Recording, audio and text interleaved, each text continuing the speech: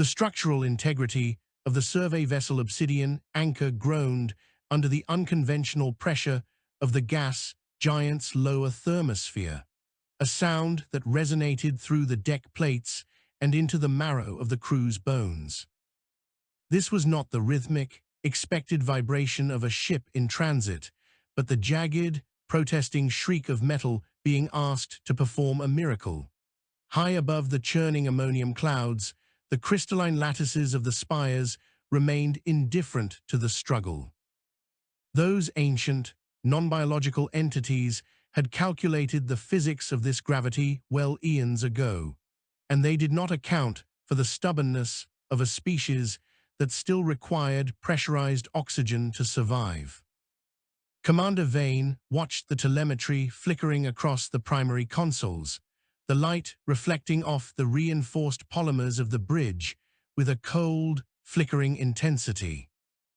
There were no shortcuts in this layer of the atmosphere. The heavy elements pulled at the ship with a hungry, unrelenting force that threatened to strip the outer hull plating like dead skin. The crew worked in a synchronized, wordless rhythm, their movements hindered by the heavy G-suits that felt like leaden shrouds. Every breath was a conscious effort, a mechanical expansion of the lungs against the crushing reality of the environment. Vane did not look at the descent timers, for time was a luxury they had discarded the moment they crossed the orbital threshold. The mission was simple in its articulation, but impossible in its execution. Retrieve the core samples from the submerged foundation of the third spire before the atmospheric shears tore the anchor into scrap. The sensor arrays were already failing, blinded by the static discharge of the surrounding storms, leaving the navigation team to rely on inertial dampeners and the sheer intuition of their lead pilot, Mech. There was no room for error in a place where the air itself was thick enough to drown a man, and the pressure was high enough to turn carbon into dust. Vane could feel the sweat pooling at the base of his neck, a minor irritation that he could not address behind the sealed visor of his command suit. He focused instead on the topographical readout of the spire, a jagged needle of unknown material that defied the natural erosion of the planet. It was an affront to the chaotic storm, a monument to a logic that the humans were only beginning to decipher. The spires were not built. They were grown from the very foundation of the planet's metallic hydrogen core, rising through the layers of liquid and gas like frozen lightning. To the rest of the galaxy, these structures were navigational hazards or religious icons, but to the expedition, they were the key to understanding how a civilization could endure for 1 billion years without ever leaving their home. The humans were the only ones foolish enough to come down here, to descend into the crushing dark, while the more advanced civilizations stayed in the safety of the high vacuum, watching with a mixture of pity and confusion. The ship bucked violently as a pocket of superheated plasma erupted from the clouds below, sending a shudder through the primary thrusters that nearly knocked the engineering team from their stations. Mech adjusted the pitch with a series of frantic, precise movements, his hands dancing across the tactile overrides as the automated systems struggled to keep up with the shifting density of the air. They were deeper than any manned craft had ever ventured, into a realm where the laws of aerodynamics were replaced by the brutal math of fluid dynamics. The hull screamed again, a long, mournful sound that seemed to echo the vastness of the empty world outside. Vane watched the pressure gauges climb toward the red line, the thin needle trembling as it approached the limit of what the Obsidian Anchor could withstand. They were committed now. There was no ascending through the turbulence without the gravitational slingshot provided by the spire's own mass. It was a one-way descent until the objective was met, a gamble placed on the endurance of human engineering and the grit of the people who operated it.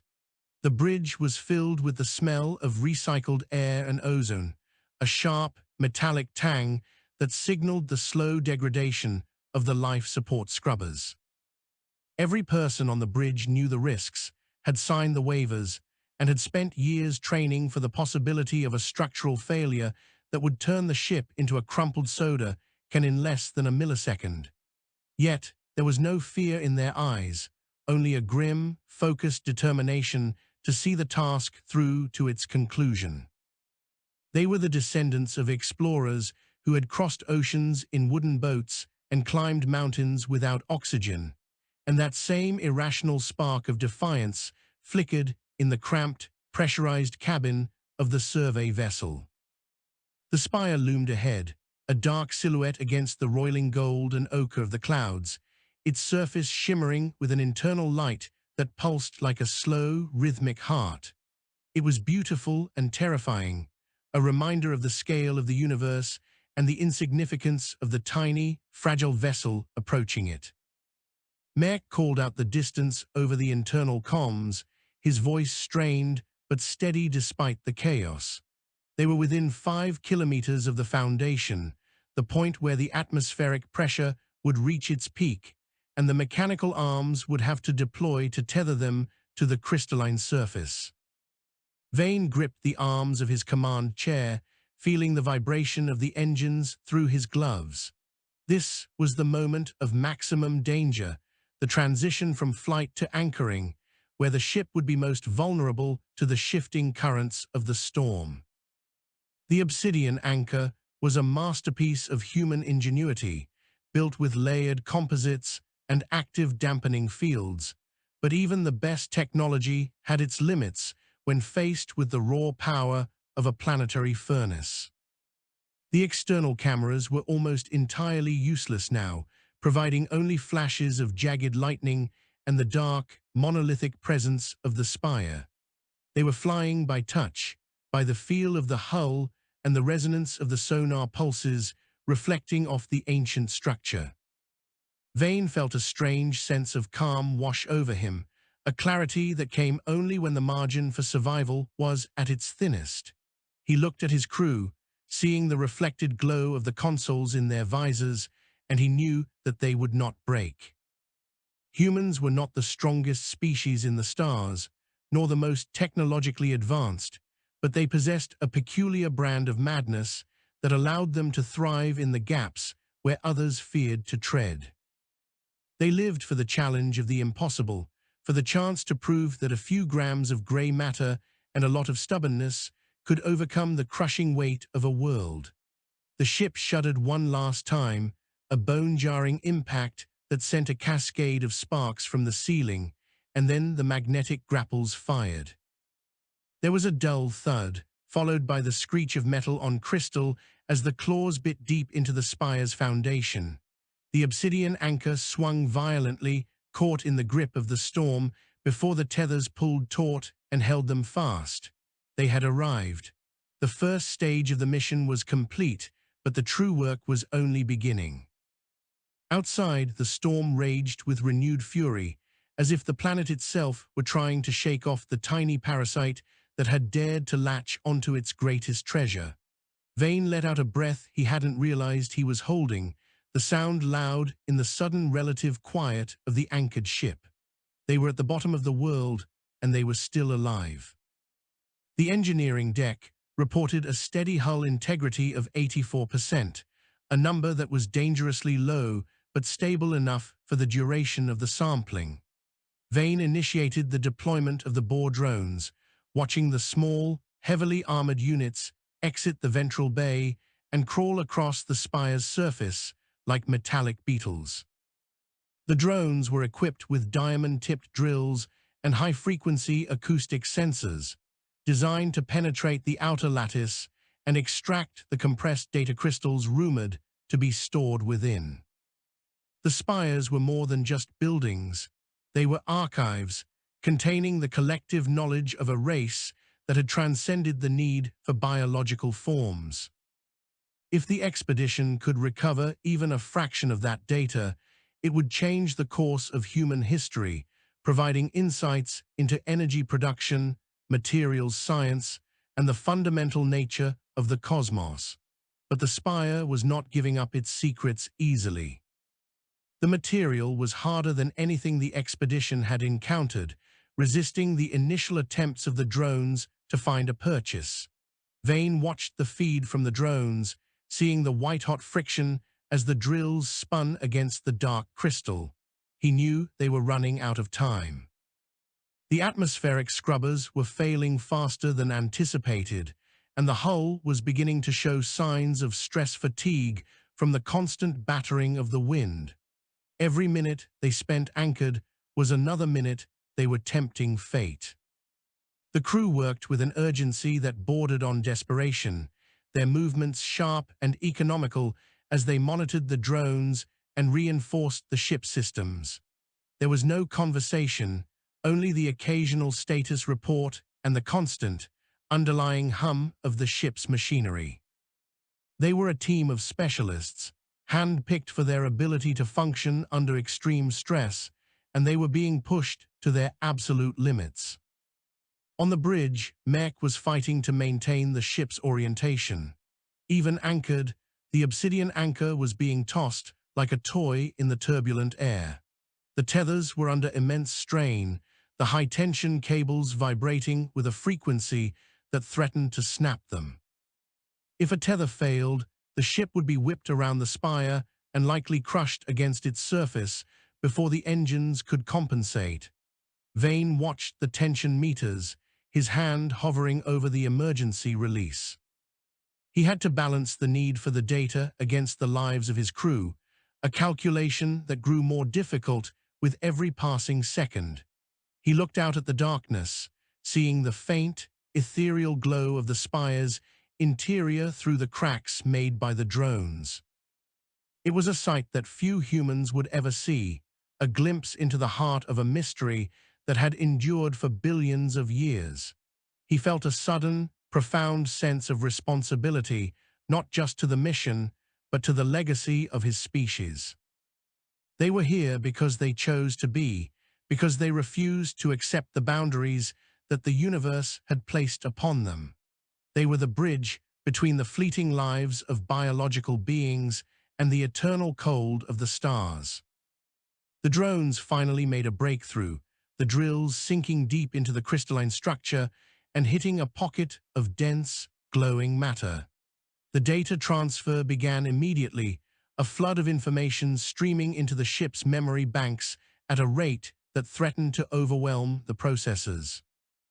Vane watched the progress bar crawl across the screen, the percentages ticking upward with agonizing slowness. 10%, 20%. The storm outside intensified, the wind speed reaching levels that the ship's designers had never intended for it to survive. The hull groaned again, a sound of pure agony that resonated through the entire vessel. Vane knew they couldn't stay much longer. He checked the life support status. The oxygen levels were dropping, and the carbon dioxide levels were rising. They were breathing their own desperation now. As the data transfer hit 50%, a massive discharge of energy erupted from the Spire itself, a defensive mechanism triggered by the intrusion. A wave of electromagnetic pulse washed over the ship, frying the external sensors and knocking out the primary lights. The bridge was plunged into darkness, illuminated only by the red emergency glow and the flickering screens of the hardened consoles. Mech swore under his breath as he wrestled with the controls, trying to keep the ship from being torn away. The drones were disconnected, their feeds gone dark, but the data transfer continued through the hardline tethers. They were tethered not just to the Spire, but to the information itself, a lifeline of knowledge in a sea of chaos. Vane called for a status report from engineering, his voice calm despite the darkness. They were holding, but only just. The pulse had damaged the engine cooling systems, and they were risking a core meltdown if they didn't vent the heat soon. But venting heat meant opening the external baffles, which would expose the interior of the ship to the crushing pressure of the atmosphere. It was a choice between two different ways to die. Vane chose the path that kept the data flowing, They would hold their breath and endure the heat until the transfer was complete. The temperature on the bridge began to rise, the air becoming thick and stifling. The crew stripped off their heavy outer layers, working in their undersuits as the sweat poured off them. They were a tableau of human endurance, a group of individuals pushed to the edge of their biological capabilities and still refusing to give up. The progress bar reached 80%. The ship began to tilt dangerously, the port tether snapping with a sound like a gunshot. The Obsidian Anchor swung out, the remaining cables groaning under the doubled load. Mech fired the lateral thrusters to compensate, the engines screaming in protest as they fought the gravity of the planet. Vane watched the final few percentages with a focused intensity that excluded everything else. 90%, 95, 99. The final bit of data crossed the threshold and the transfer was complete. Vane didn't hesitate. He slammed his hand onto the emergency release, the remaining tethers disconnecting in an explosion of sparks. The ship was instantly seized by the storm, thrown backward into the dark clouds. Mech pushed the engines to their absolute limit, the Obsidian Anchor climbing through the layers of the atmosphere like a wounded bird. The hull was shedding layers of composite plating, the heat from the ascent melting the outer edges of the ship. They were a streak of fire in the dark, a defiant spark rising against the overwhelming gravity of the gas giant. The pressure began to drop, the groaning of the metal subsiding as they reached the thinner layers of the upper atmosphere. The primary lights flickered back on, revealing a bridge filled with exhausted, battered humans who had just accomplished the impossible. Vane looked at the data consoles. The archive was secure, a billion years of history and science now belonging to humanity. They had descended into the furnace and returned with the fire. As the Obsidian Anchor broke through the final layer of clouds and into the clear, cold vacuum of space, the crew sat in silence, watching the massive planet shrink behind them. They were small, fragile, and temporary, but they had stood their ground against a world that had tried its best to crush them. And in that moment, as the stars came back into view, Vane knew that the Spires were no longer a mystery. They were a challenge, and humanity had just answered it. The journey home would be long, and the repairs would be extensive, but they carried with them something that could not be measured in weight or volume. They carried the proof that even in a universe of giants, the smallest voice could still be heard, provided it had the iron will to keep speaking. The transition from the violent, pressurized chaos of the atmosphere to the eerie, silent stillness of orbital space was always jarring. For the crew of the Obsidian Anchor, it was the difference between a panicked sprint and a sudden, breathless halt. Vane unbuckled himself from the command chair, his body feeling unnaturally light in the artificial gravity of the ship's cruising mode. His limbs felt like they belonged to someone else, heavy with the phantom memory of the gas giant's pull. Around him, the bridge crew began the slow process of decompressing, not physically, but mentally. Mech slumped over his console, his forehead resting on the cool metal, his hands still trembling slightly from the exertion of the pilot's seat. The silence was absolute, save for the faint, reassuring hum of the life support systems finally catching up to the demand. Vane walked over to the primary data terminal, his boots clicking softly on the deck plating. The data they had retrieved was a shimmering wall of code, a complex tapestry of information that would take decades, perhaps centuries, to fully unravel, but even a cursory glance revealed the magnitude of their success. They hadn't just found history, they had found a roadmap for the future. The Spires were terraforming engines, power plants, and libraries all in one, designed to sustain life in environments that should have been uninhabitable. The implications for human colonization were staggering. Planets once thought to be dead or too hostile could now be brought within reach. It was a victory bought with the sweat and blood of every person on this ship, and Vane felt a surge of pride that was almost overwhelming. He looked out the viewing port at the planet they had just escaped. From this distance, it looked peaceful, a beautiful marble of swirling colors, betraying nothing of the lethal pressure and raging storms that lurked beneath its surface. It was a reminder that nature was indifferent to the ambitions of men, and that survival was a privilege earned through vigilance and bravery.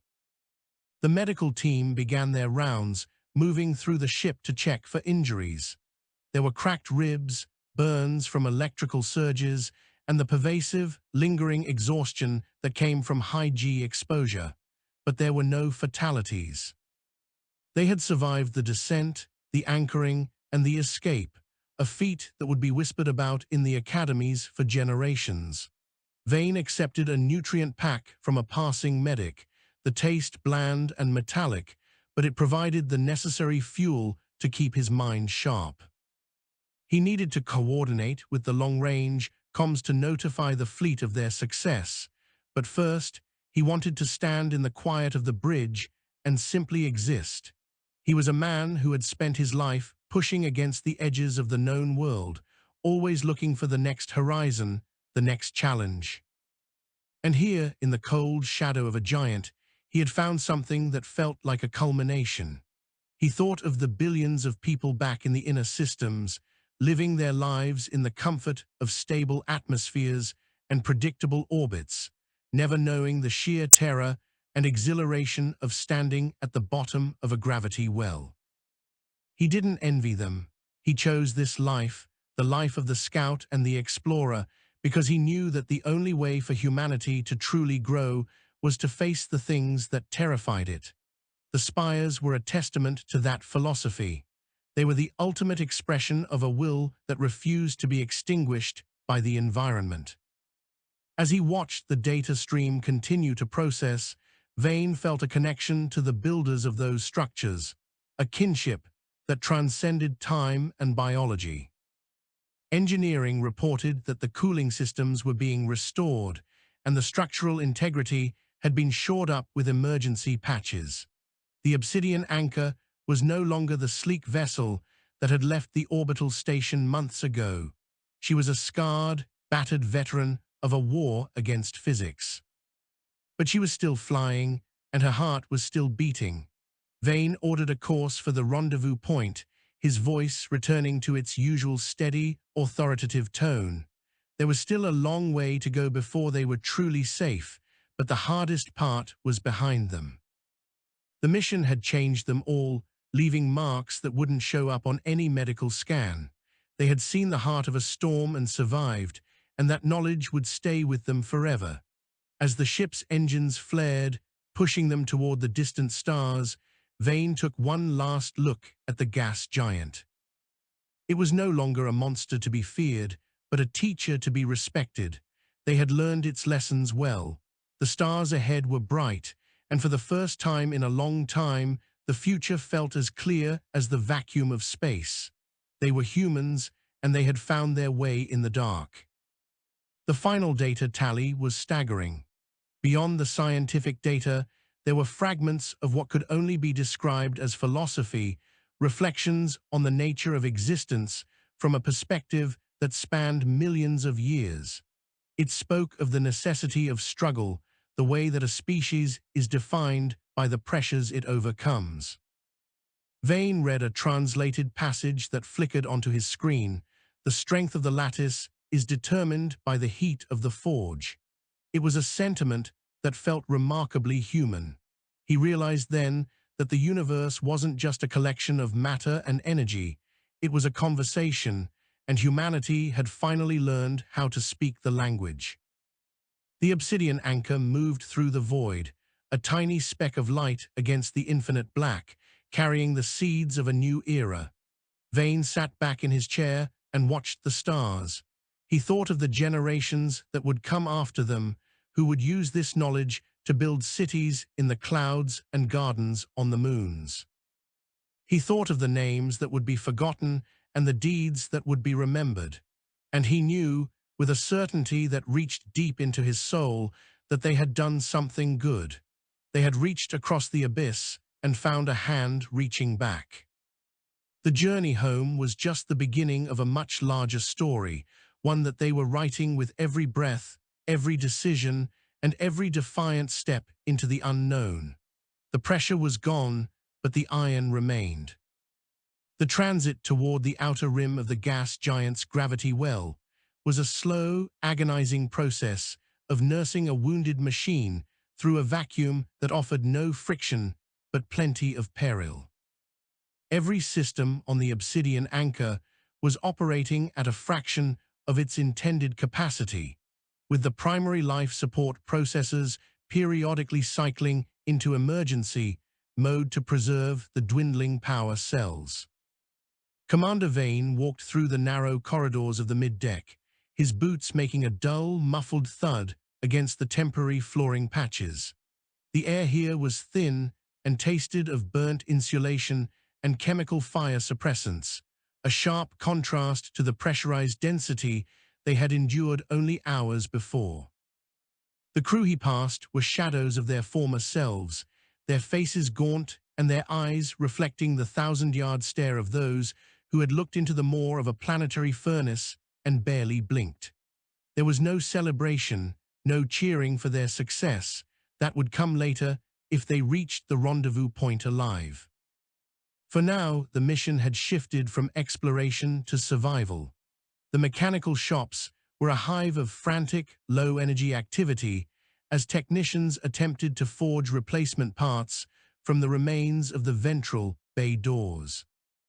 They were using localized induction heaters to fuse scrap metal into functional shunts for the cooling system, a process that required a delicate touch and a total disregard for the safety protocols that usually govern shipboard maintenance. Vane stopped to watch a technician named Aris work on a shattered relay. The man's hands were covered in carbon scoring, but his movements were precise, a testament to the training that had been drilled into them until it became instinct. Humanity was a species built on the ability to repair what was broken, to take the shards of a disaster and weld them into a new tool. This was the true nature of their resilience, not just the strength to endure the pressure, but the ingenuity to fix the damage once the pressure subsided. In the medical bay, the atmosphere was even more subdued. The humming of the diagnostic beds provided the only consistent noise, a rhythmic pulse that underscored the gravity of their situation. Vane spoke briefly with the head medic, a woman whose exhaustion was visible in the way she leaned against the primary medicine cabinet. They were running low on the synthetic stimulants required to keep the bridge crew alert for the long navigation through the debris field that ringers the planet's outer atmosphere. More importantly, the radiation shielding on the lower decks had been compromised during the electromagnetic discharge from the spire, and the long-term effects on the crew were still being calculated. Despite this, the medic reported that morale remained steady. There was a shared sense of purpose that transcended physical pain. They were carrying the archive, a weight that made their own biological fragility seem insignificant. To carry the history of an ancient race was to become part of something eternal, and that realization acted as a potent, if invisible, medicine. Vane moved back toward the bridge, his mind occupied by the logistical nightmare of the upcoming rendezvous. The fleet was waiting at a distance that felt like light years away given their current engine output. They were a beacon in the dark, but a faint one, and the risk of being intercepted by scavengers or rival corporate scouts was a variable he could not ignore. The Spires were no longer a secret, and the energy signature of the Obsidian Anchor's ascent would have been visible to any sensor array within the quadrant. They were vulnerable, a wounded predator carrying a prize that every faction in the sector would kill to possess. When he reached the bridge, Mech was still in the pilot's chair, though he had been joined by a relief navigator who was currently plotting a course through the high-velocity ice of the rings. The tactical displays showed several unidentified signals on the far edge of their sensor range, ghosts in the machine that could be anything from sensor ghosts to a strike cruiser. Vane stood behind Mech, looking at the graininess of the long-range scans. The ship's eyes were still half-blind, the external lenses pitted by the corrosive gases of the descent. Every piece of information they received was a guess, a statistical probability rather than a certainty. He ordered the ship to maintain a silent running profile, shutting down all non-essential emitters and relying on the heat sinks to mask their infrared signature. They would crawl through the rings like a ghost, using the massive ice boulders as cover against the searching eyes of the void. It was a tactic as old as naval warfare, adapted for the three-dimensional battlefield of space. The crew adjusted to the new directive with a grim efficiency, the internal lights dimming to a deep, monochromatic red that turned the bridge into a cavern of shadows. In this half-light, the glow of the archive's data stream on the secondary monitors seemed even more brilliant, a river of gold flowing through a graveyard of iron. Vane watched the numbers, the incomprehensible symbols of the spire builders scrolling past. He wondered if they had ever felt this kind of fear, the fear of being hunted for the knowledge they possessed. Or perhaps they had evolved beyond such primitive concerns, their minds as cold and structured as the crystals they left behind. The first impact came not from a weapon, but from the environment. A rogue fragment of ice, no larger than a fist, but traveling at 20 kilometers per second, slammed into the forward observation port. The reinforced polymer held, but a spiderweb of cracks blossomed across the surface, a chilling reminder that space was just as lethal as the atmosphere they had left behind. The bridge crew froze for a heartbeat before returning to their tasks, the sound of the impact echoing in their minds. It was a warning.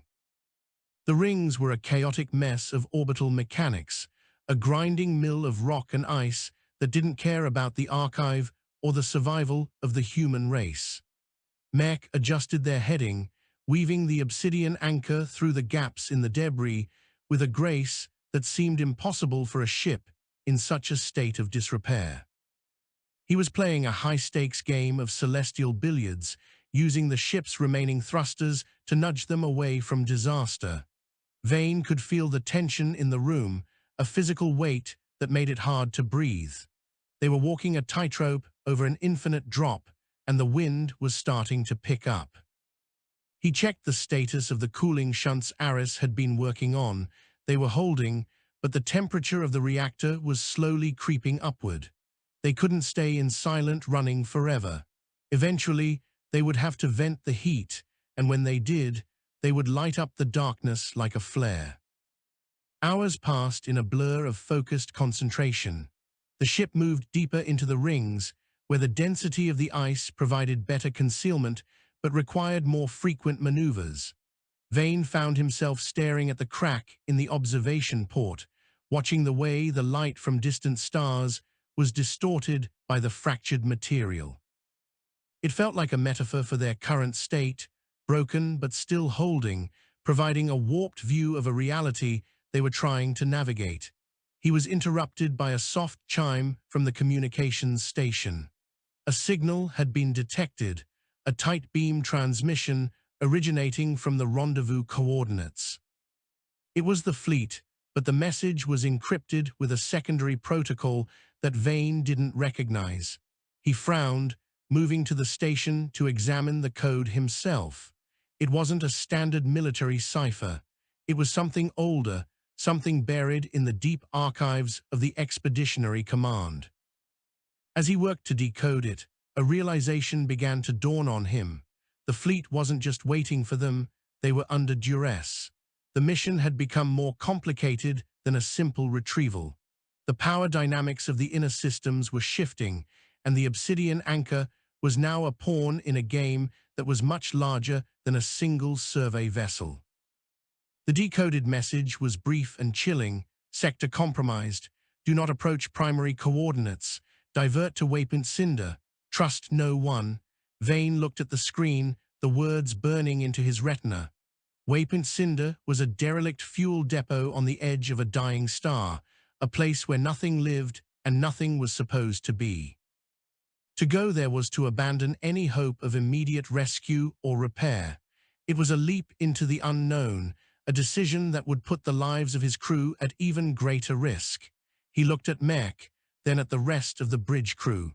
They were watching him, waiting for the command that would determine their fate. He saw the fatigue in their faces, the hope that was beginning to fade, and the stubborn iron that still remained in their eyes. They had come too far to turn back now. They had survived the crushing weight of a world. They could survive the treachery of their own kind. Vane stood tall, the red light of the bridge casting long, dramatic shadows across the deck. He gave the order to change course, his voice a steady anchor in the swirling chaos of the rings. They were no longer just explorers or survivors. They were the keepers of a fire that could not be allowed to go out, and they would carry it to the ends of the universe if they had to. The Obsidian Anchor turned away from the fleet, its scarred hull reflecting the cold light of the ice as it dove deeper into the dark, heading toward a star that was running out of time.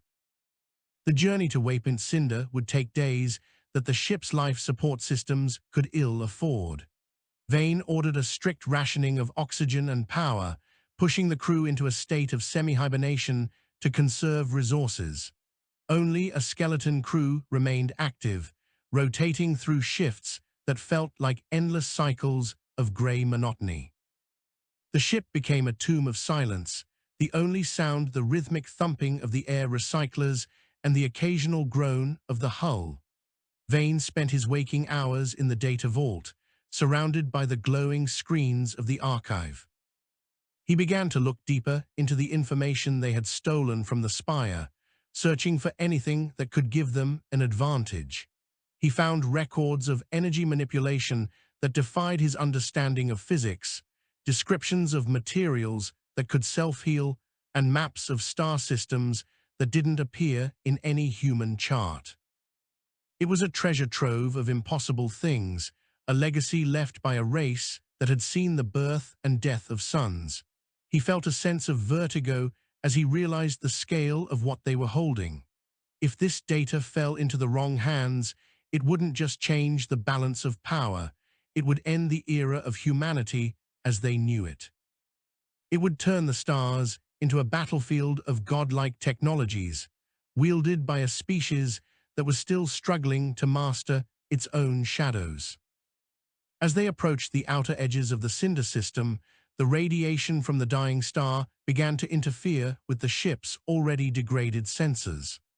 The sun was a bloated, angry red giant, shedding its outer layers in massive plumes of fire that lit up the void for millions of kilometers. Waypoint Cinder was a tiny metallic speck lost in the glare, a skeletal structure of girders and docking bays that had been abandoned a century ago. It looked like a ghost ship, a relic of a time when humanity was first reaching out into the deep black. Vane watched it grow on the monitors, a feeling of unease settling in his gut. There were no lights, no signals, no signs of life. It was a perfect hiding place or a perfect trap. He ordered Mech to bring them in on a ballistic trajectory, using the sun's gravity to pull them toward the depot without using the engines. They would arrive silent and cold, a piece of space junk drifting home. The docking process was a nightmare of manual overrides and mechanical failures. The depot's automated systems were dead, requiring Mech to align the Obsidian Anchor with the docking ring using nothing but his own eyes and a handheld laser rangefinder. The ship groaned as the magnetic locks finally engaged, a shuddering impact that sent a cloud of frozen dust flying into the void. Vane led a small boarding party into the depot, their suits hissed as they equalized pressure with the ancient, stagnant air of the station. The interior was a labyrinth of dark corridors and frozen machinery, a place where time had stopped. They moved with caution, their flashlights cutting through the gloom, looking for the source of the message. In the heart of the station, they found it, a single high-output transmitter powered by a portable fusion cell, and beside it, a figure in a damaged flight suit. It wasn't a soldier or a corporate agent. It was a woman, her face pale and drawn, her eyes wide with a mixture of terror and relief. She was a scholar from the university back on the inner colonies, a member of the team that had originally commissioned the survey. She told them a story of a coup, of a hidden faction within the high command that had moved to seize control of all expeditionary data. The fleet they were supposed to meet had been purged, the loyalists scattered or killed. She had escaped with the only thing she could, the location of Waypoint Cinder and the codes to reach the Obsidian Anchor. Vane listened in silence, the weight of the situation settling on him like the pressure of the gas giant. They were truly alone now, outlaws in a system that had turned its back on them. The archive was no longer just a scientific discovery, it was the only leverage they had left. He looked at the woman, then at his crew, and then at the scarred hull of his ship visible through the station's viewport. They were tired, they were broken, and they were being hunted by the very people they had sworn to serve. But as he looked at the glowing datapad in his hand, he felt a spark of that old, irrational defiance. They were humans, and they didn't know how to quit. They would take the station, they would repair their ship, and they would find a way to bring the truth back to the light. The Spires had survived for 1 billion years by standing their ground against the storm. The Obsidian Anchor would do the same. Vane turned to his team, his voice echoing in the cold, empty halls of the depot. "We have work to do," he said, and for the first time in days he smiled. It was a hard, dangerous smile, the smile of a man who had found a reason to fight. The sun was dying, the shadows were closing in, but the fire was still burning. The recovery effort at Waypoint Cinder began in earnest. The crew, despite their exhaustion, fell into a rhythm of scavenging and repairing. They stripped the depot of its remaining fuel, its spare parts, and its ancient but functional life support scrubbers. Aris and his team worked around the clock, their torches flaring in the dark as they welded the Obsidian Anchor back together. The scholar, whose name was Ilara, worked with Vane to secure the data, creating multiple backups and hiding them within the ship's structure. They were preparing for a long war, a war of information and endurance. Vane watched the progress from the station's command deck, looking out at the red giant that dominated the sky. It was a beautiful, violent sight, a reminder of the transience of all things. Even stars eventually ran out of fuel, but the knowledge they had recovered was a way to transcend that end. It was a blueprint for a future where humanity didn't just survive the universe, but thrived within it. He knew the enemy would come eventually. They would find the trail, they would trace the heat signature, and they would arrive with more guns and more men than Vane could ever hope to match. But he had something they didn't. He had a crew that had been forged in the heart of a storm, and he had a ship that refused to die. He had the persistence of glass and iron, and in the cold arithmetic of the void, that was sometimes enough to change the world. As the days passed, the station began to feel less like a tomb and more like a fortress. They had restored basic power, the lights flickering on in the corridors like waking eyes. The Obsidian Anchor looked more like a patchwork quilt than a starship, but she was pressurized and her engines were humming with a renewed vigor. Vane spent his few hours of sleep dreaming of the spires, of the long, dark needles reaching up through the clouds. He saw the faces of the builders, or what he imagined them to be, beings of light and geometry who had mastered the art of being. He woke with a sense of purpose that he hadn't felt since before the descent. They were not just running away, they were moving towards something. The rendezvous with history was not over, it was just entering its second act. He called a meeting of the senior officers, including Ilara, in the small, cramped mess hall of the depot. They sat around a table that had once been used by miners and engineers, their faces illuminated by a single, flickering bulb. Vane laid out the plan. They wouldn't wait for the enemy to find them. They would use the data from the archive to find a path that no one else knew, a shortcut through the high-energy currents of the red giant's corona. It was a gamble that made the descent into the gas giant look like a pleasure cruise, but it was their only chance to reach the inner systems before the coup was finalized. They would ride the fire home. Mek looked at the telemetry for the proposed course, his eyes widening as he realized the precision required. "It's suicide," he whispered, but there was a glint of excitement in his eyes. He was a pilot who lived for the impossible, and this was the ultimate challenge. Ilara nodded in agreement, her knowledge of the sun's dynamics confirming the viability of the path, if not its safety. The rest of the crew was silent, their decision made long ago. They were a family now, bound by the shared trauma of the deep and the shared hope of the future. Vane looked at each of them, seeing the strength that had been built through struggle. They were the best of humanity, the ones who didn't break when the world turned cold. "We leave at dawn," Vane said, though dawn was a meaningless concept in the eternal twilight of the Cinder system. They stood as one, a small, defiant group of iron-willed individuals ready to face the dark one more time. The sun flared in the distance, a massive eruption of plasma that lit up the depot like a second birth. It was time to go. It was time to show the universe that while humans might be small, they were not easily extinguished. They were the architects of their own fate, and they were going to build a future out of the ruins of the past. The Obsidian Anchor detached from the station, its engines glowing with a fierce, determined light as it turned toward the fire. The second chapter of their journey was closing, and the third was about to begin in the heart of a star. The transition from the relative safety of the Waypoint Cinder Depot to the outer atmosphere of the dying star was a descent into a different kind of hell. Where the gas giant had been a realm of crushing weight and physical density, the red giant was an environment of pure, unadulterated energy. The Obsidian Anchor was no longer fighting gravity so much as it was fighting the fundamental laws of thermodynamics. The ship's hull, already scarred and patched with salvaged plating, began to hum with an intense, high-pitched vibration as the solar winds battered the forward shields.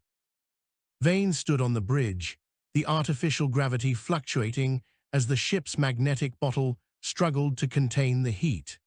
The primary viewports were shuttered behind thick slabs of lead-lined tungsten. To look directly at the star at this distance would have been an instant death sentence for the optic nerves of any biological creature. Instead, they relied on the synthetic aperture radar and the filtered data feeds that translated the blinding radiation into shades of deep violet and bruised gold. Mek's hands were steady on the yokes, his face illuminated by the flickering data of the heat-sink status bars. They were skimming the very edge of the stellar corona, using the intense magnetic flux of the sun to accelerate them beyond the capabilities of their damaged engines.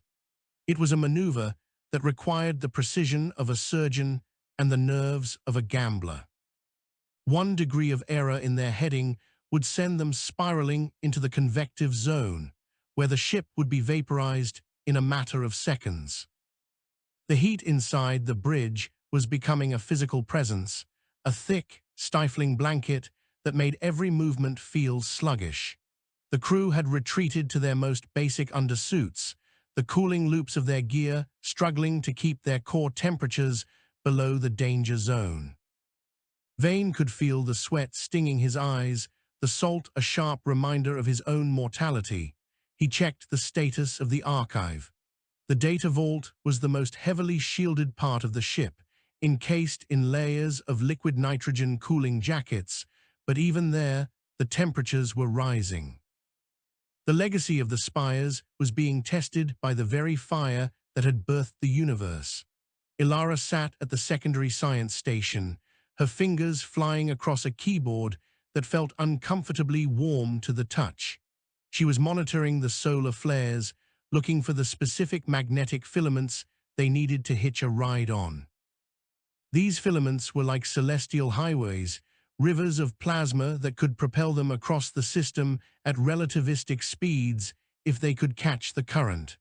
But the sun was a chaotic, dying beast, and its outbursts were unpredictable. A massive solar prominence erupted to their port side, a looping arch of fire that could have swallowed a dozen Earths. The Obsidian Anchor lurched as the shockwave of ions hit them, the hull screaming in a way that sounded almost human. Vane gripped the command rail, his knuckles white. They were inside the forge now, and the hammer was falling. Merck called out the approach of the target filament, his voice a rasping whisper. The radiation levels were spiking, the internal sensors chiming a rhythmic, haunting warning that echoed through the bridge. Vane gave the order to engage the magnetic harpoons, not physical cables, but focused fields designed to latch onto the sun's own energy. The ship shuddered as the connection was made, a bone-jarring impact that felt like being hooked by a leviathan. Suddenly, the sensation of weight returned with a vengeance. The acceleration was massive, pinning the crew into their seats as the Obsidian Anchor was yanked forward by the solar current. They were no longer a ship under its own power. They were a spark caught in a hurricane of light. The vibration reached a crescendo, the very air in the bridge ionizing and glowing with a faint, ghostly blue light. This was the shortcut they had bet their lives on, a path through the fire that would shave weeks off their journey. But the cost was the total depletion of their remaining structural reserves. Every bolt, every weld, and every circuit was being pushed to the point of catastrophic failure. Vane watched the internal chronometer, the seconds ticking away with agonizing slowness. They needed to hold the connection for 3 minutes to reach the necessary velocity. In the silence of the bridge, broken only by the roar of the engines and the groan of the hull, 3 minutes felt like an eternity. Halfway through the burn, the primary cooling pump for the reactor failed. The alarm was not a chime, but a long, low wail that signaled the beginning of the end. Aris reported from engineering that the pump had seized due to thermal expansion, and the reactor was minutes away from a meltdown. Vane looked at the monitors, then at his crew. There was no way to fix the pump from the inside while they were under this kind of acceleration. Someone would have to go into the maintenance crawl space, a narrow, unshielded tube that ran alongside the reactor core and manually bypass the coolant flow. It was a suicide mission. The radiation in the crawl space was high enough to kill a man in minutes. Vane began to unbuckle his harness, but a hand caught his arm. It was the lead technician from the mid-deck, a man named Kale who had been with the expedition since the beginning. He didn't say anything, but the look in his eyes spoke volumes. He was older than the rest, his health already failing from years of deep space service. He took the manual override tool from Vane's hand and moved toward the airlock. There was no time for a speech, no time for goodbyes. The survival of the mission, the archive, and the crew rested on the shoulders of one man moving into the dark. Vane watched him disappear into the crawl space on the internal cameras, his movements slow and methodical despite the lethal environment. The reactor temperature hit the red line. On the bridge, the lights flickered and died, leaving them in the hellish glow of the infrared displays. Vane felt a surge of helplessness, the bitter realization that all their planning and all their grit could be undone by a single mechanical failure. Then, the temperature began to drop. Kale had reached the bypass. The coolant flow was restored, the reactor stabilized, and the Obsidian Anchor continued its mad dash through the solar fire. But the cameras showed Kale slumped against the bulkhead of the crawl space, his task finished and his life spent. He had traded his future for theirs, a calculation as cold and precise as the math of the stars. Vane felt a lump in his throat, a grief that he had to shove down to maintain command. They were in the final minute of the burn. The magnetic harpoons were beginning to fray, the fields collapsing under the strain of the solar turbulence. Merc fought the controls, his muscles bulging as he tried to keep the ship from being spun out into the void. 10 seconds, he shouted over the roar. The ship was shaking so violently that Vane couldn't read the displays. He closed his eyes and prayed to a god he hadn't spoken to in years, asking for the iron to hold just a little longer. With a final, deafening crack that sounded like a mountain splitting open, the magnetic tethers snapped. The Obsidian Anchor was flung out of the solar filament like a stone from a sling, hurtling into the dark vacuum of the outer system. The silence that followed was deafening.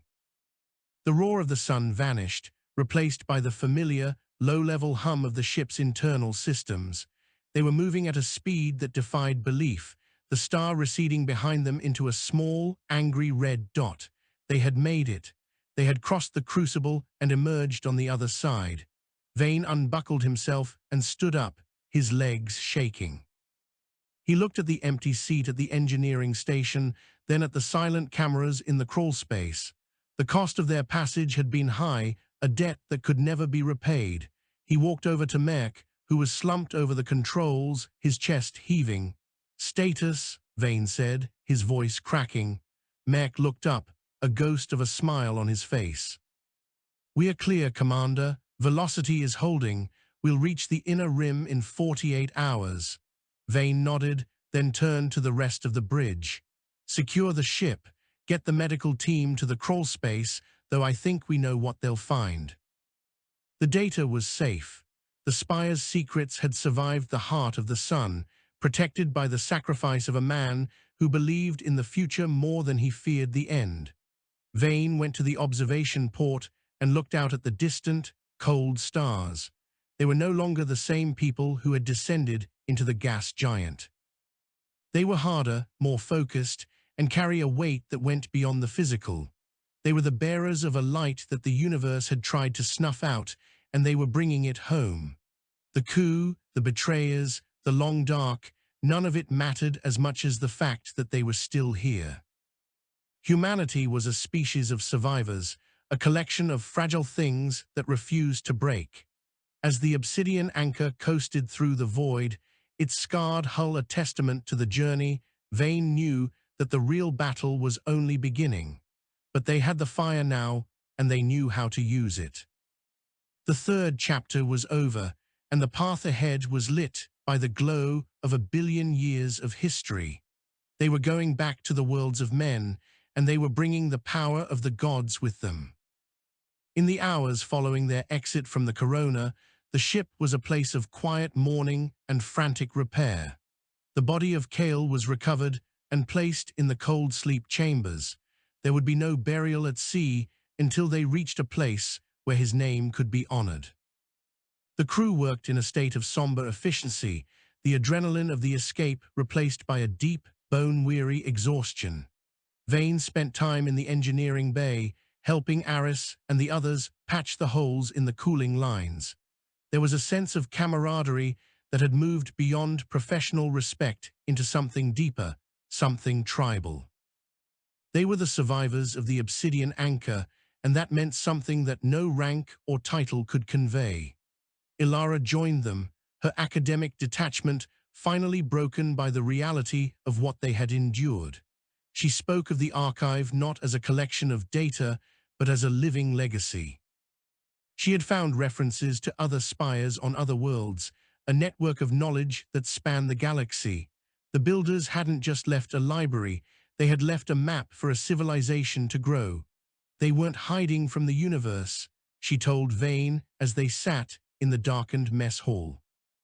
They were waiting for someone to be strong enough to find them. Vane looked at the datapad in his hand, the symbols of the spires glowing softly. He thought of the billions of people who were currently living under the shadow of a coup, unaware that the key to their liberation was hurtling toward them through the dark. The faction that had seized power wanted the archive for its weapons, for its energy, for its ability to dominate. But Vane knew that the true power of the Spires lay in their message of resilience. You don't build a needle of crystal in the heart of a storm if you want to be a tyrant. You build it to prove that the storm can be weathered. The Obsidian Anchor was a smaller version of that same philosophy. They were a needle of iron in a storm of betrayal, and they were not going to be moved.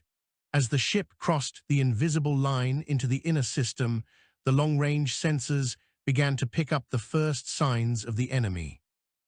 There were patrol ships, sensor nets, and the cold, metallic chatter of military comms. The hunters were searching for them, expecting a broken ship and a defeated crew. They were going to be disappointed. Vane gathered the crew for one final briefing before they reached the primary jump gate. He didn't talk about the odds, which were still heavily against them. He didn't talk about the danger, which was obvious. He talked about Kale and the Spires and the sheer, beautiful arrogance of a species that refuses to die. He told them that they weren't just bringing home data, they were bringing home hope. And hope was the one thing that no coup could survive. The crew listened in silence, their eyes bright in the dim light of the deck. They were ready. They were the persistence of glass and iron, and they were about to show the universe what that meant.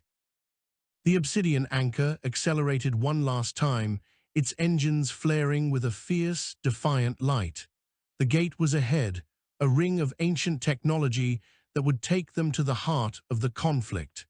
Vane took his seat in the command chair, his hand resting on the armrest. He felt the vibration of the ship, the heartbeat of the machine, and he knew that they were ready. "Engage," he said, and the ship vanished into the fold of space, a streak of light heading for the center of the storm. The jump was instantaneous and jarring, the transition from the outer rim to the core of the human colonies, a violent shift in perspective. They emerged in the shadow of the primary orbital station, a massive structure that was now draped in the banners of the new regime. The Obsidian Anchor looked like a ghost in the high-traffic lanes, its battered hull and dim lights drawing the immediate attention of the station's defense grid. Vane didn't wait for them to hail him. He opened a wide-band broadcast, a signal that would reach every ship, every station, and every planetary receiver in the system. He didn't send a message of war. He sent the archive. He sent the first 10 gigabytes of the Spires data, the part that contained the blueprints for clean energy and the history of a race that had outlasted its own conflicts. He sent it as a gift to the people, a treasure that belonged to everyone and therefore could be controlled by no one. The effect was immediate. The chatter on the comms frequencies changed from military orders to a confused, rising tide of wonder. The soldiers in the patrol ships, the workers in the docks, the citizens in the habdomes, everyone was seeing the same thing. They were seeing a future that was better than the one they were being forced to accept. The regime's flagship, a massive dreadnought called the Iron Decree, moved to intercept them, its weapons charging. But the crew of the Iron Decree was also watching the data. Vane could see the hesitation in their maneuvers, the way the ship slowed as the realization of what they were being asked to destroy sank in. They were being asked to kill the messengers of a new age. Vane sat in his chair, watching the dreadnought loom large in the viewport. He didn't move to fire. He didn't move to flee. He simply waited. He was a man who had stood at the bottom of a gas giant and in the heart of a sun. He wasn't afraid of a few guns. "This is Commander Vane of the Obsidian Anchor," he said, his voice echoing across the system. "We have come a long way to bring you this. It belongs to you, all of it." The dreadnought's weapons began to power down. One by one, the other ships in the defense grid followed suit. The coup was not ended by a battle, but by a revelation. The iron of the regime could not hold against the clarity of the glass.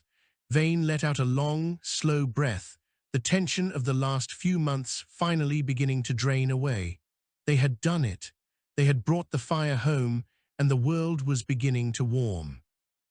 The journey of the Obsidian Anchor was far from over, but for the first time in a long time, the path ahead was clear. They were humans, and they had found their way. The immediate aftermath of the broadcast was not a quiet surrender, but a chaotic suspension of reality. The Obsidian Anchor drifted in the center of a silent storm of warships, a jagged, blackened tooth of a ship surrounded by the pristine, predatory curves of the regime's interceptors. Commander Vane stood on the bridge, his hands resting on the back of Mech's chair, watching the sensor displays. The data packets were still propagating through the system-wide mesh, jumping from civilian relays to military satellites, bypassing every firewall the coup leaders tried to erect. The archive was like a virus of enlightenment, and for the moment, it had paralyzed the hand of the executioner. The iron decree hung in the void, its massive prow pointed directly at them, but its secondary batteries had rotated back to their neutral positions. The silence on the comms was the most terrifying sound Vane had ever heard. It was the sound of 1,000 crews questioning their orders at the exact same moment. He knew the window of hesitation was small. The leaders of the coup would not let their power slip away without a desperate, violent lash. They would try to frame the data as a weapon or a deception. He had to move before they regained their narrative. Ilara was the first to speak, her voice trembling with a mixture of awe and exhaustion. She had been monitoring the download pings from the planetary surfaces below. Millions of people were accessing the files, the sheer volume of traffic threatening to crash the local networks. The information they had brought back was not just technical, it was a psychological anchor. It gave the people a reason to look up from the grey misery of the coup and see a horizon that was wider than a prison cell. Vane ordered a short-range transmission to the flagship, a direct line to whoever was currently in command of the blockade. He didn't use formal military channels. He used the emergency frequency reserved for ships in distress. It was a subtle reminder that despite the treasures they carried, they were still a group of humans who had nearly died to bring this knowledge home. The response came after a long, agonizing delay. The face that appeared on the main screen was not a politician, but an admiral whose name Vane recognized from the border wars. He looked like a man who hadn't slept in weeks, his uniform crisp but his eyes hollow.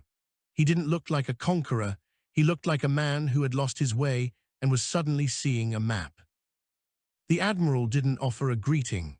He looked at the wreckage of the Obsidian Anchor, his gaze lingering on the patches where the hull had been melted and fused back together.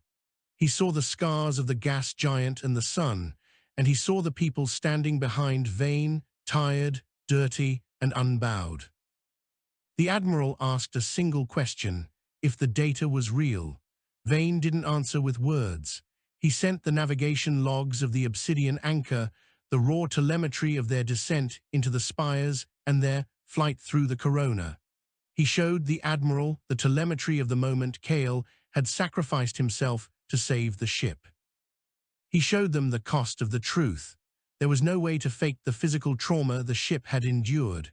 The Obsidian Anchor was a physical record of the impossible. The admiral watched the data scroll for several minutes, his expression unreadable. Then he looked back at Vane and gave a single, sharp nod. The iron decree began to bank away, its engines flaring as it moved to shield the Obsidian Anchor from any ships that might still be loyal to the coup's inner circle. The blockade was breaking, but the danger was merely shifting from the vacuum of space to the corridors of power.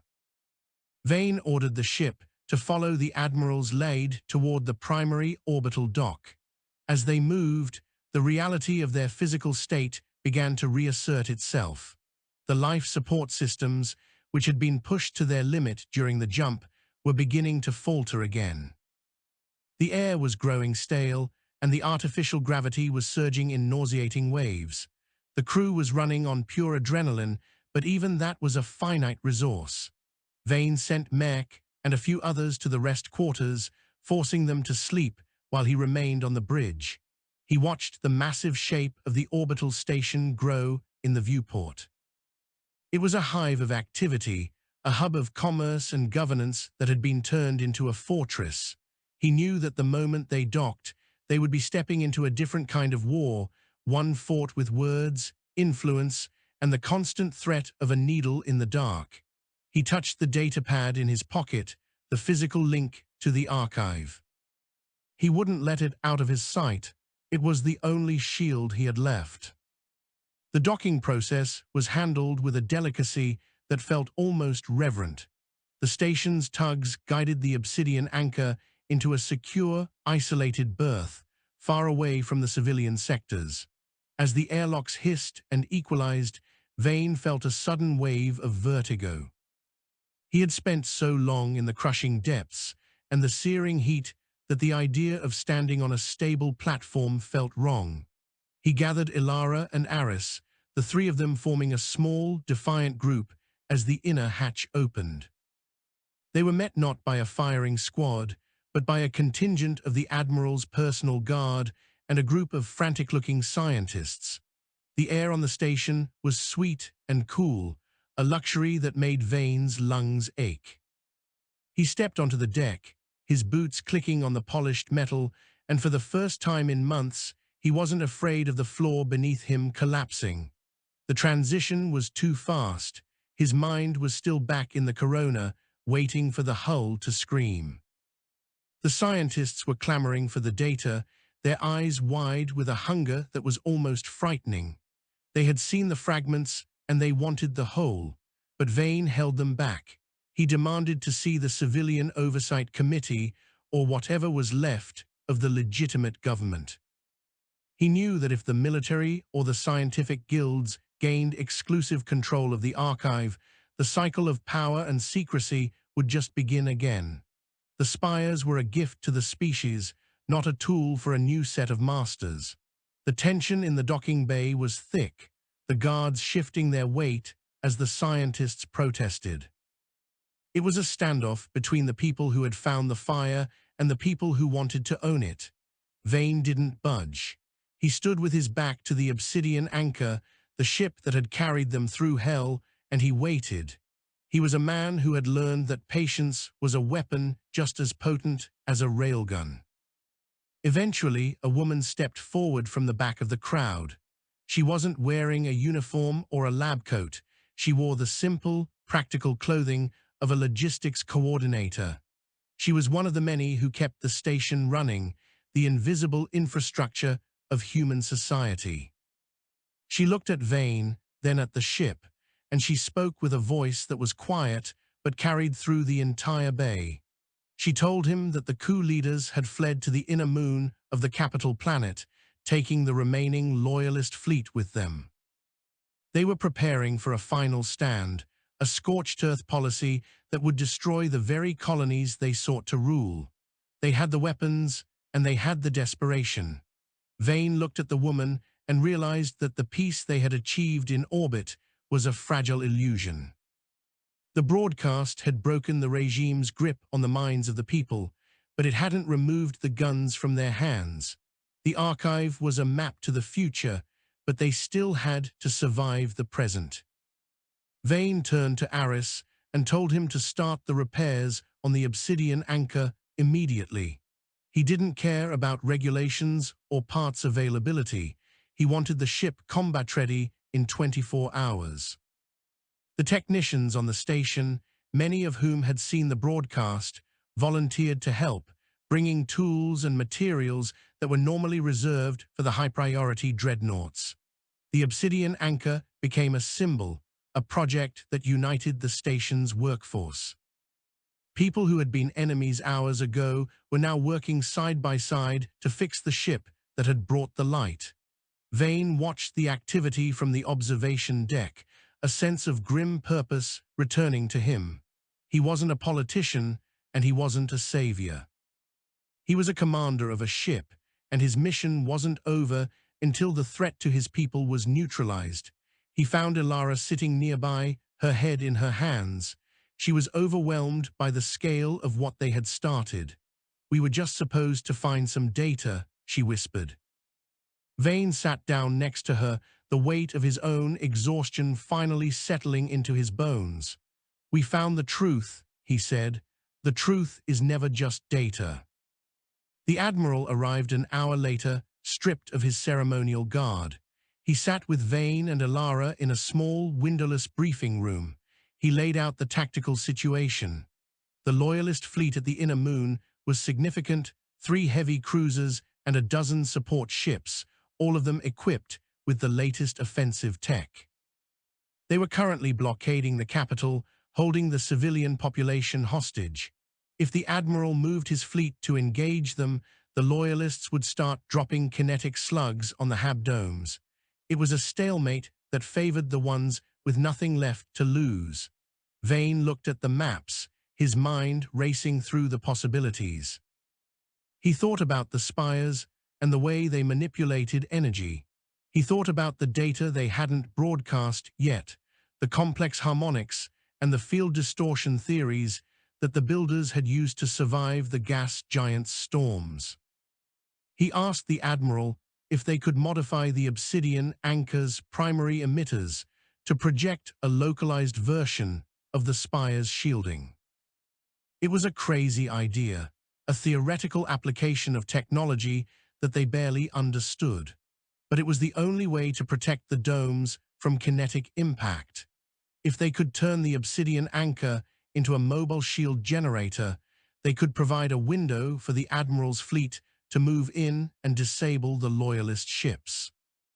The Admiral was skeptical, but he had seen the Obsidian Anchor survive the corona. He knew that the ship and its crew were capable of the impossible. He gave the order to provide Vane with whatever resources he needed. For the next 20 hours, the station was a blur of high-intensity engineering. Vane, Aris, and the station's best physicists worked to rewire the ship's internal power grid, stripping out the non-essential systems to feed the massive energy requirements of the experimental shield. They were building a miracle on the fly, using the blueprints of an ancient race and the desperate ingenuity of a modern one. As the deadline approached, Vane returned to the Obsidian Anchor. The ship was a mess of exposed cabling and temporary components, but its heart was beating stronger than ever. Mech was back in the pilot's seat, his eyes bright with a manic energy. The rest of the crew were at their stations, their faces set in grim determination. They knew the risks.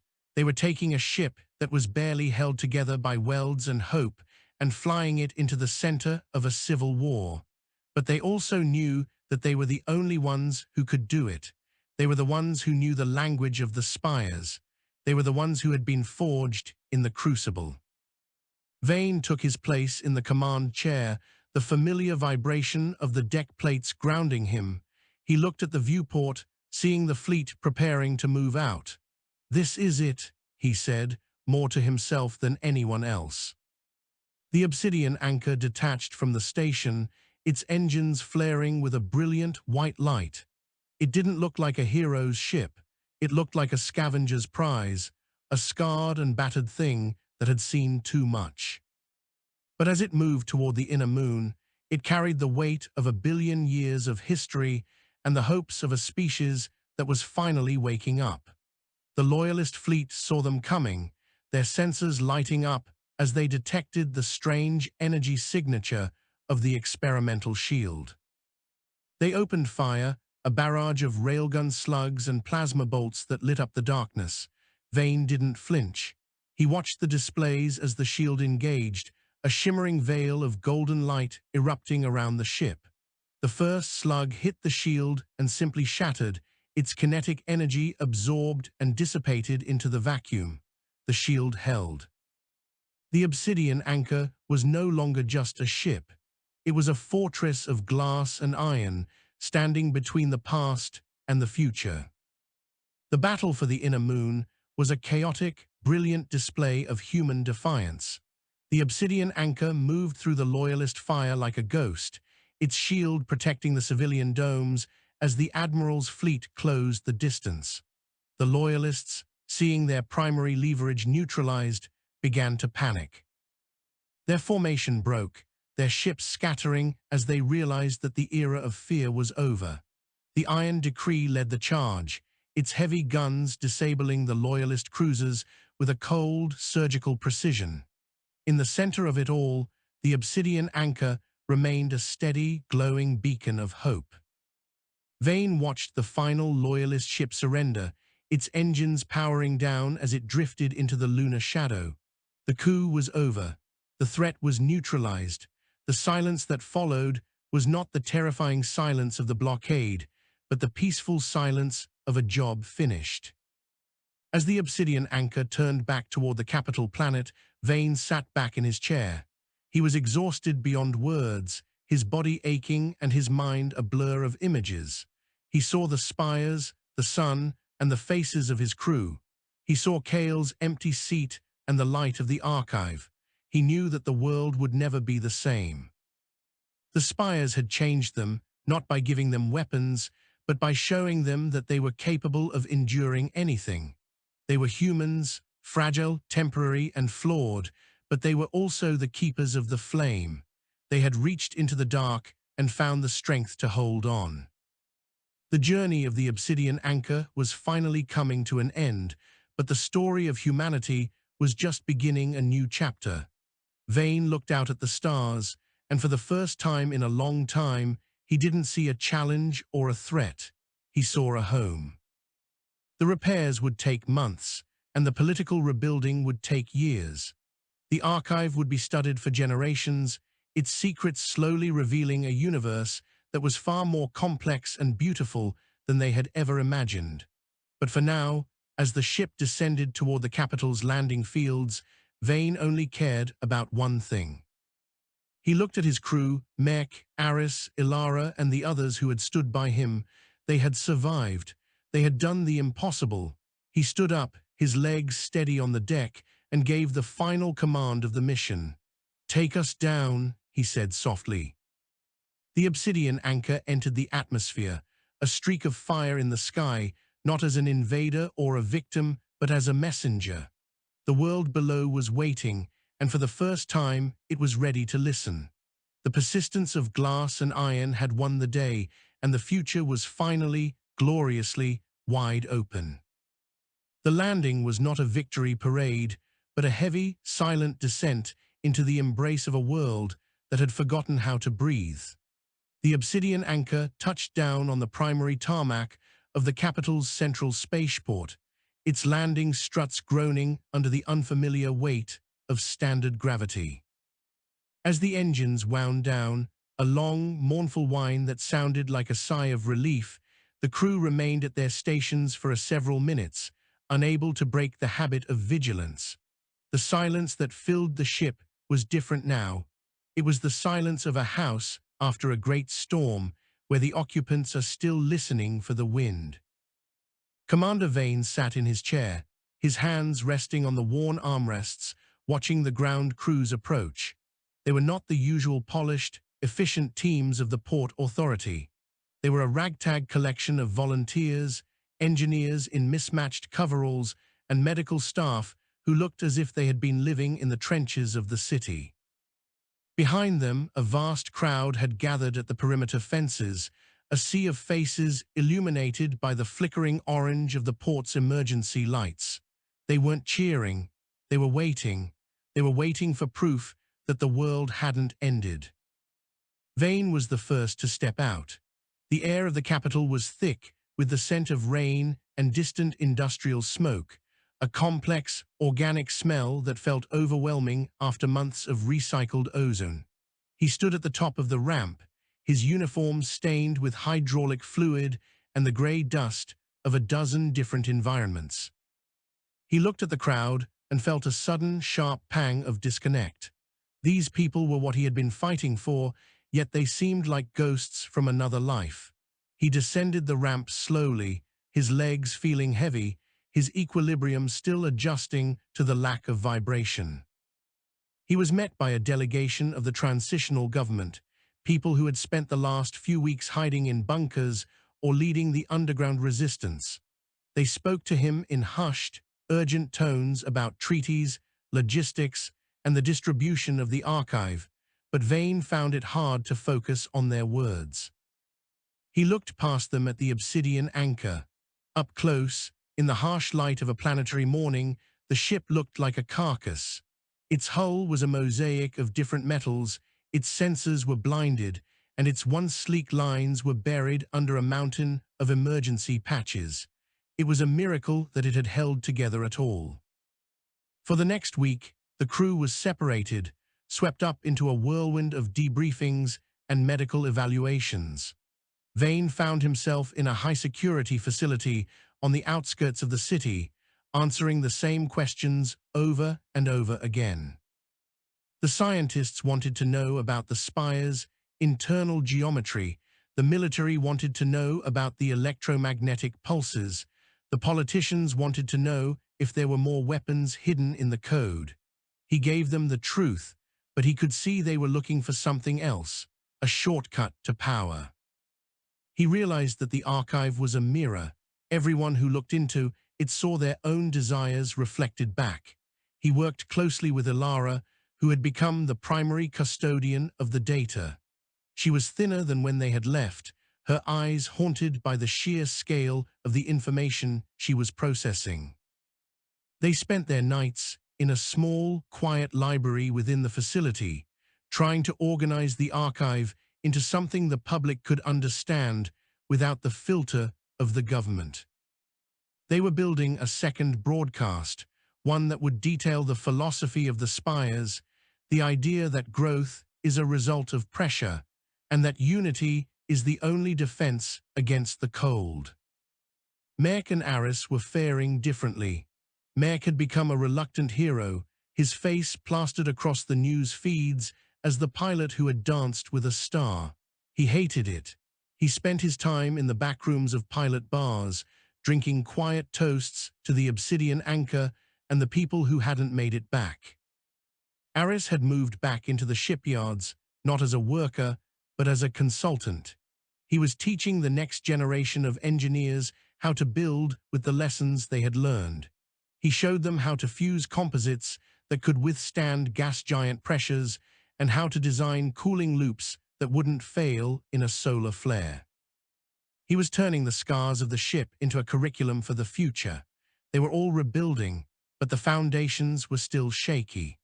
The loyalist elements that had fled to the inner moon were gone, but the ideology of the coup, the belief that humanity needed to be controlled to survive, was still lingering in the shadows of the bureaucracy. Vane's biggest challenge came when the Transitional Council proposed a moratorium on the release of the Spires' energy research.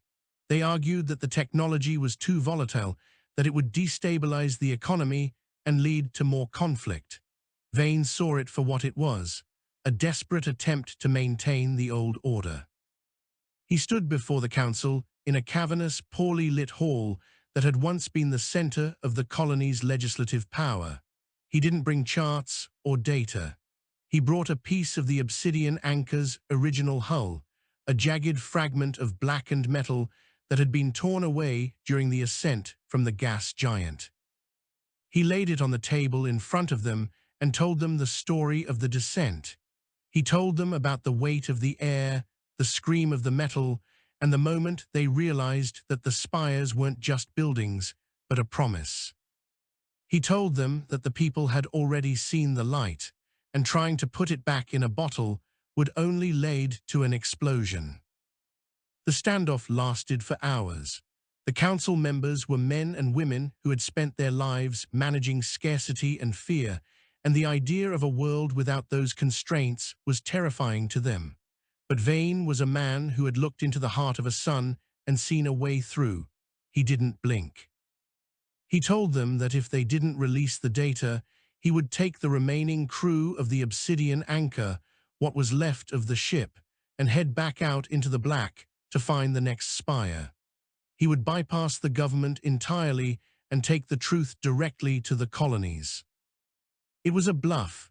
The ship couldn't make it past the atmosphere at that point, but they didn't know that. They saw the iron in his eyes and the scars on his hands, and they believed him. The moratorium was dropped. The blueprints for the atmospheric harvesters and the solid-state batteries were released to the public the next day. As the weeks turned into months, the city began to change. The grey, utilitarian aesthetic of the coup was being replaced by a new kind of architecture, one that mimicked the flowing, crystalline structures of the spires.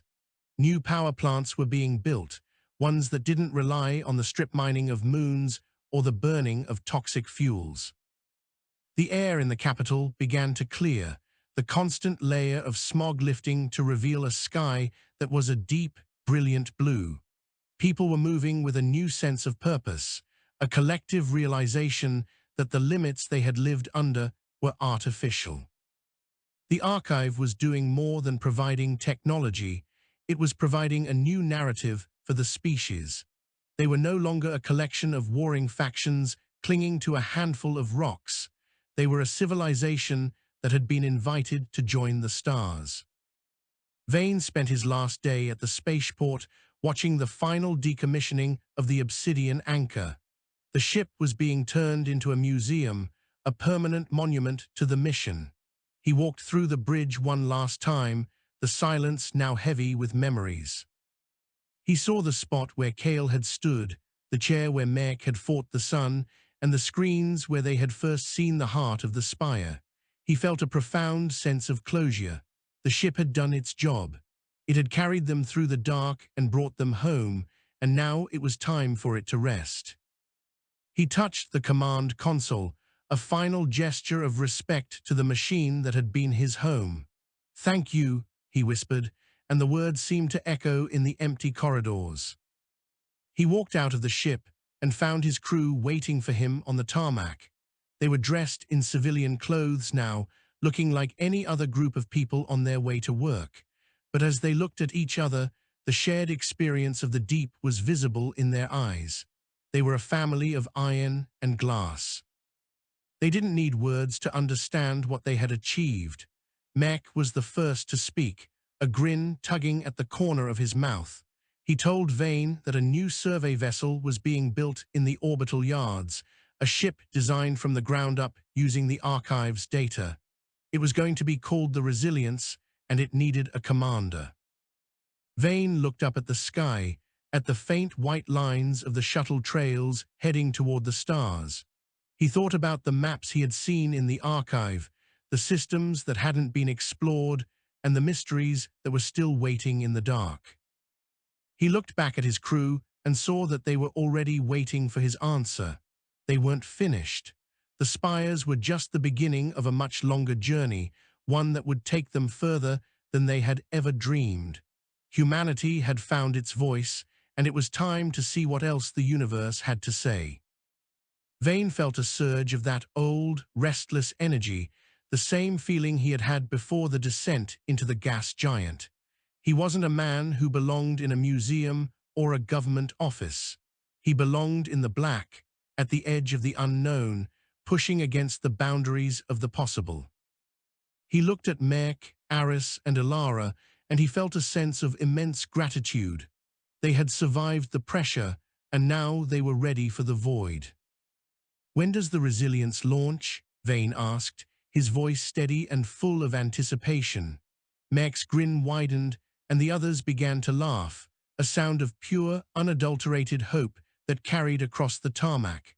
The sun was setting over the capital, casting long shadows across the ground, but the world was brighter than it had ever been. The persistence of glass and iron had not just saved them, it had set them free. They were humans, and the stars were finally within reach. Vane turned away from the Obsidian Anchor and started walking toward the future, his crew by his side. The 5th chapter was over, and the 6th was about to begin, written in the light of 100 new suns. The construction of the Resilience took place not in the sterile, hidden bays of a military contractor, but in the open-air orbital scaffolds of the primary ring, visible to anyone with a telescope or a strong pair of binoculars on the planet below. It was a vessel born of transparent intentions, a synthesis of human metallurgy and the exotic field theories recovered from the Spires. Commander Vane spent most of his days in a pressure suit, floating among the girders of the new ship, watching as the crystalline hull plating was fused to the carbon steel skeleton. This ship did not look like the Obsidian Anchor. It was not a blocky, defensive tank designed to survive a beating. It was a sleek, needle-like instrument designed to harmonize with the environments it would encounter. The hull was semi-translucent, a deep, shimmering obsidian that could shift its density and thermal conductivity in response to external stimuli. It was the physical manifestation of the archive's greatest lesson, that the most enduring structures are not the ones that resist the universe, but the ones that learn to move with it. Vane ran a gloved hand over the bow of the ship, feeling the faint, rhythmic pulse of the internal power conduits. They were using a miniaturized version of the solar filament harvesters they had tested in the heart of the sun, providing the resilience with an energy budget that made the old engines look like steam pistons. As the launch date approached, the final crew roster was assembled. It was a mixture of the old guard and a new generation of specialists who had been raised on the data of the Spires. Mech was back, his eyes fixed on the new navigation arrays that could map the gravitational folds of a system in real time. Aris had been promoted to Chief of Engineering for the entire sector, but he had stepped down to join the Resilience as its primary technician, unable to stay behind and simply watch his designs fly into the dark without him. Ilara had transitioned from a scholar to a high-level diplomat and science officer, tasked with ensuring that any future contact with ancient lattices was handled with the respect it deserved. They were a team forged in fire and tempered in the quiet of reconstruction, and as they gathered in the boarding lounge of the primary ring, there was a sense of profound, unspoken understanding. They weren't just going back out to explore, they were going out to represent a species that had finally grown up. The old conflicts of the coup were a fading memory, replaced by a collective focus on the vast, untapped potential of the galaxy. The interior of the Resilience was a marvel of ergonomic and psychological design. The bridge was a wide, open space with 360-degree holographic projections, removing the need for physical viewports that could become points of failure. The air was fresh, filtered through biological scrubbers that mimicked the atmosphere of the high spires, and the lighting was programmed to match the natural circadian rhythms of the crew. Vane took his seat in the center of the bridge, the command chair molding itself to his form. He felt a strange sense of lightness, a lack of the crushing anxiety that had defined his time on the Obsidian Anchor. He looked at his displays, seeing the green status lights of every system. They were ready. The mission was not to a specific planet or a hidden base, but to the coordinates of the Great Lattice, mentioned in the final, encrypted layers of the archive, a hub where the builders of the Spires were said to have converged. It was a journey that would take them further into the galactic core than any human had ever ventured. Vane opened a ship-wide channel, his voice broadcasting to every deck and to the millions watching from the station and the planet. He didn't speak of glory or conquest. He spoke of the long road they had traveled, from the crushing depths of the gas giant to the searing heat of the star, and the friends they had lost along the way. He mentioned Kale and the thousands of nameless workers who had built the foundations of this new era. He told them that the Resilience was not a ship of war, but a ship of conversation. They were going out to listen to the universe and to show it that humanity was ready to take its place among the stars. The silence that followed his speech was not one of hesitation, but of shared resolve. He nodded to Mech, a simple, decisive movement. "Engage the drive," Vane said, his voice calm. The Resilience didn't lurch or shudder. It simply seemed to dissolve into a streak of silver light, slipping through the folds of space with a grace that felt like music. The transit through the deep was a period of intense discovery. Even in the vacuum between stars, the ship's sensors picked up traces of the ancient network, faint, harmonic echoes of energy that acted as a trail through the dark. Vane and Ilara spent hours analyzing the pings, realizing that the galaxy was far more populated with the remnants of the Spires than they had initially suspected. These weren't just archives, they were a vast, interconnected nervous system, a web of knowledge that had been waiting for a species with the iron will to tap into it. They found evidence of terraforming projects on a scale that defied comprehension, nebulae being shaped into nurseries for new stars, and planetary belts being harvested for the building blocks of life. Humanity had been living in a small, dusty corner of a grand library, and they were finally walking into the main hall. The crew worked with a renewed sense of awe, their daily tasks elevated by the knowledge that they were the first to see the true face of the cosmos. As they neared the coordinates of the Great Lattice, the space around them began to change. The background radiation of the universe shifted in frequency, becoming a structured, rhythmic pulse that resonated through the ship's hull. The Great Lattice was not a planet or a station, but a structure of pure energy and crystallized matter that spanned an entire solar system. It was a web of light and geometry, a cathedral of the stars that made the spires look like children's toys. The Resilience slowed to a halt at the edge of the structure, its sensors overwhelmed by the sheer volume of data streaming from the lattice. It was a library of 1 billion years, a record of every civilization that had ever reached for the light.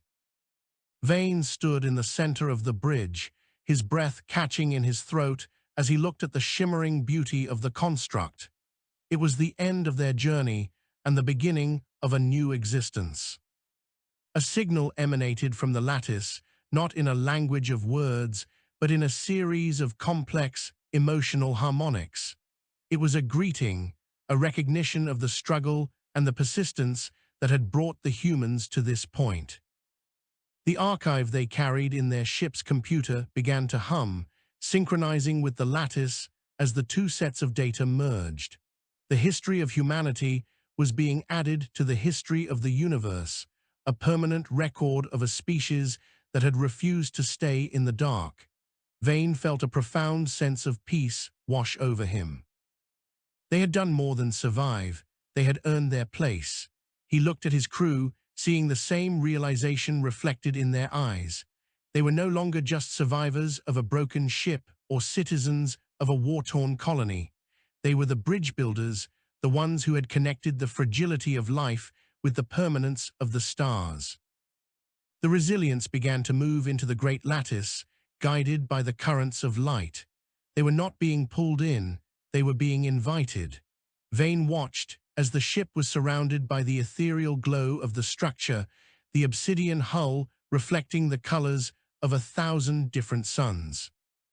He knew that the return journey would be long, and that the world they went back to would be changed forever by what they found here.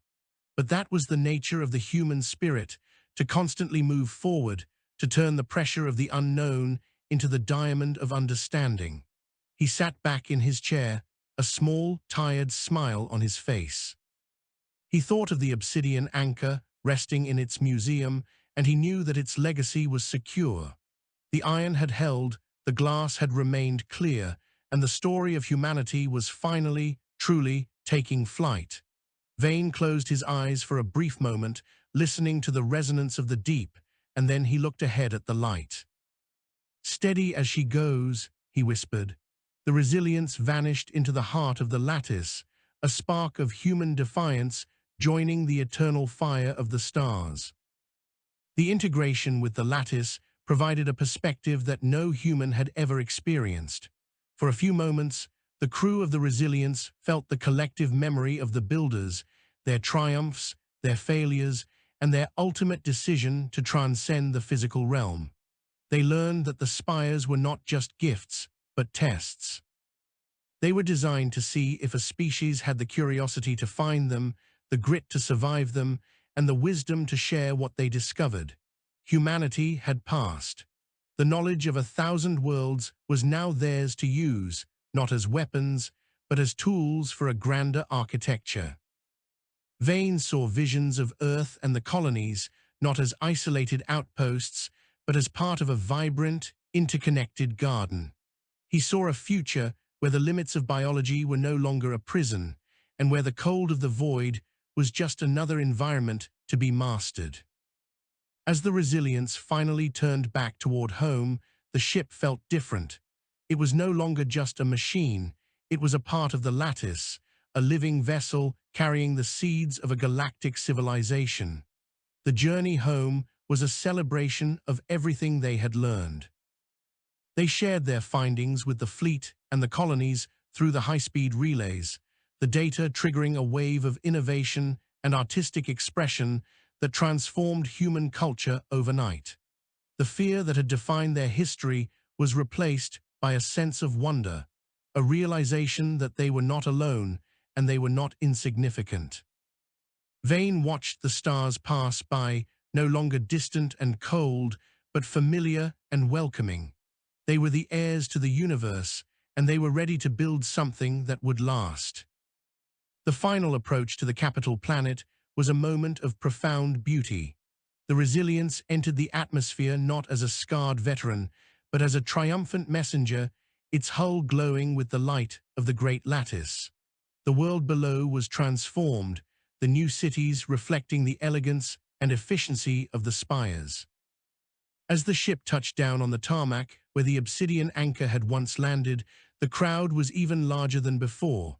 But this time, they weren't waiting in silence. They were cheering, a sound that rose above the hum of the engines and filled the sky. Vane stepped out onto the ramp, his heart full.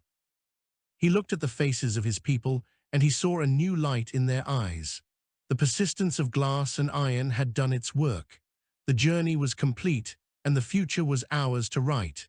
He looked at Mek, Aris, and Ilara, and he knew that as long as they had the courage to reach, there would always be a new horizon to find. Humanity had finally come home to the stars.